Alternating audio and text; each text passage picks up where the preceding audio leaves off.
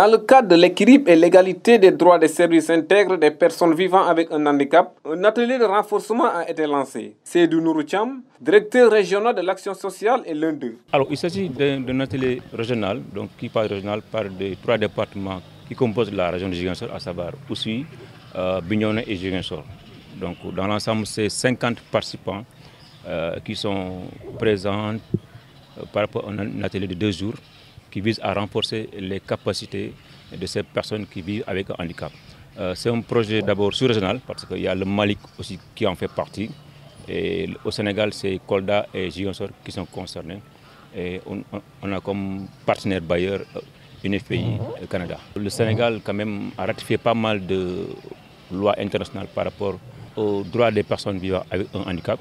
Et c'est depuis 2010 que la loi a été votée et qui vise à renforcer quand même le dispositif de prévention d'abord, mais aussi de prise en charge de ces personnes qui vivent avec un handicap. Mamadou Diallo, président du collectif communal des organisations des personnes handicapées, lui à son tour insiste sur les droits pour mieux intégrer les services. Pourquoi c'est nécessaire de nous renforcer?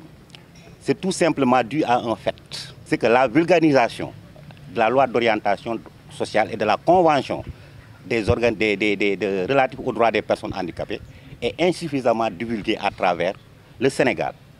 C'est pourquoi nous pensons que le renforcement de capacités en ce qui concerne relatif aux droits des personnes handicapées doit être une action permanente et régulière.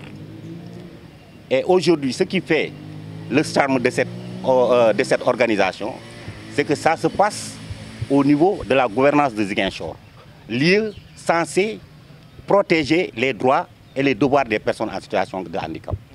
C'est pourquoi nous nous réjouissons fortement de cet atelier, parce que permettant de rappeler aux gens que nous avons donc des droits, bien que nous ayons des devoirs, mais nous avons aussi des droits.